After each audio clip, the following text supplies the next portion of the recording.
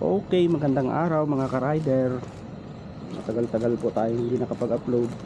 Ngayong araw, mag-unbox tayo nitong nabili natin na budget meal na drone, S155 ng LYRC.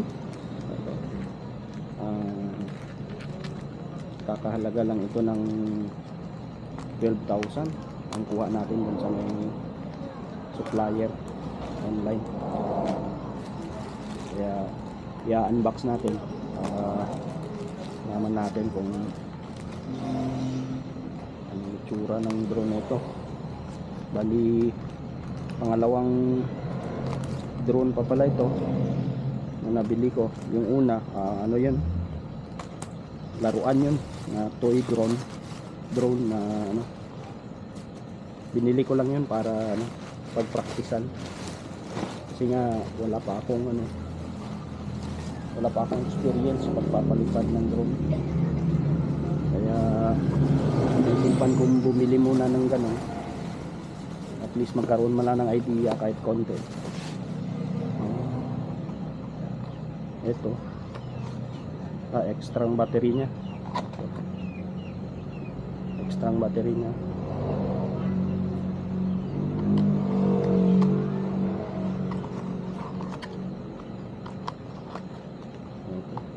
Natin open natin kung ano. Mainit sa loob ng bahay, walang aircon. Ayan. Battery extra. Una is extra ang battery.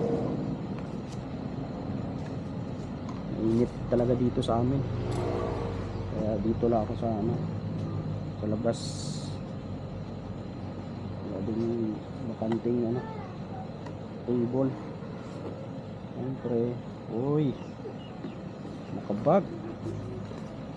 Wow, wala na tong box. Tatabi muna natin tong box.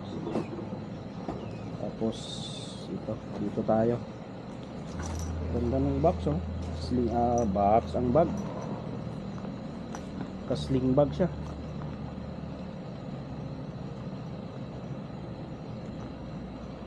Ganda yung sling bag niya. Gandang quality. So natin. Ito. Ganda bag. Meron siya dito. Sa bulsa niya. Ito. Extra propellers. Tapos charging cable. Ito mga connection cable ito, parang sa cellphone saka sa remote sa RC nya. Tapos user manual. Siyempre kung dati hindi ako mahilig magbasa ng mga user manual sa mga gadgets na nabibili ko, ngayon talagang kailangan itong basahin. Kasi mahirap na. User manual.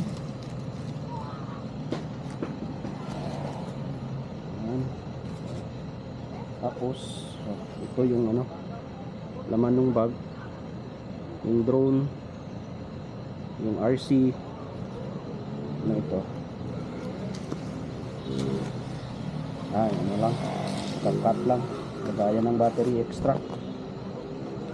Ito ang kanyang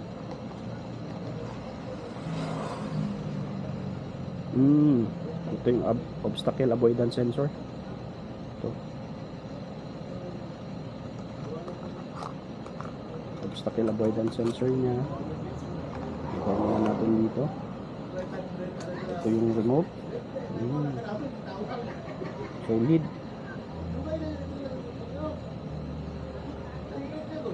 Maganda siya. Ito dito. May screw. Kailangan pa yung screw. So, ito.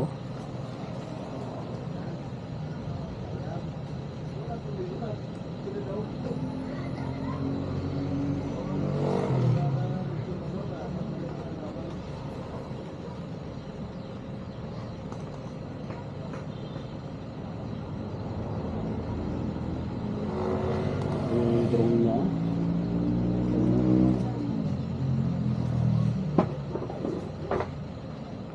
Natanggal na yung ano, tanggal yung cover. Tanggal yung cover ng ano, camera. PIS cover niya.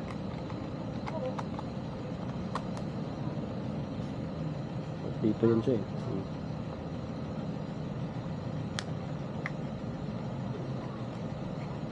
Yun. Ano mo order ya? Cover niya. Ano mo order?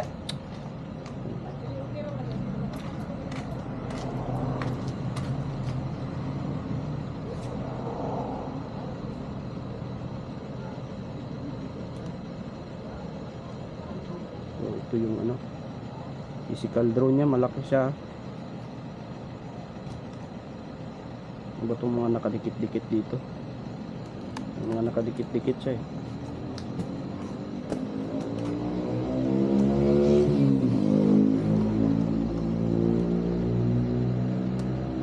So, ito.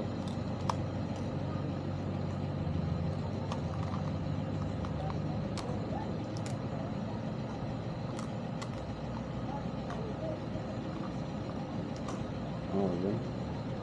Malaki-laki siya.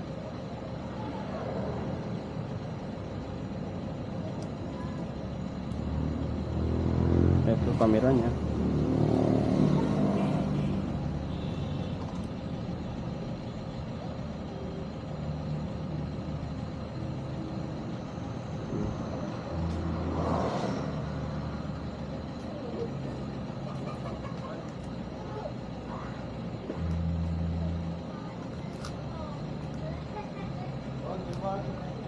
Sige kuya.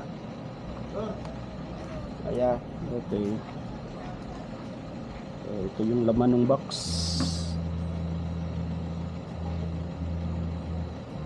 Brushless motors na pala ito.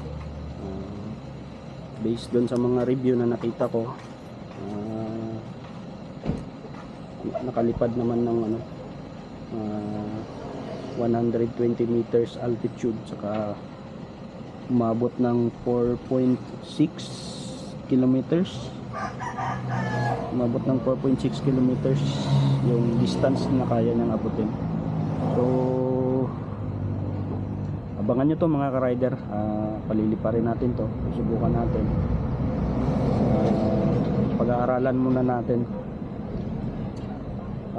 Ako lang pala, pag-aaralan ko muna kung paano paliparin ito, kasi nga hindi pa naman ako ano, beginners pa lang ako, nagsisimula pa lang matuto magpalipad.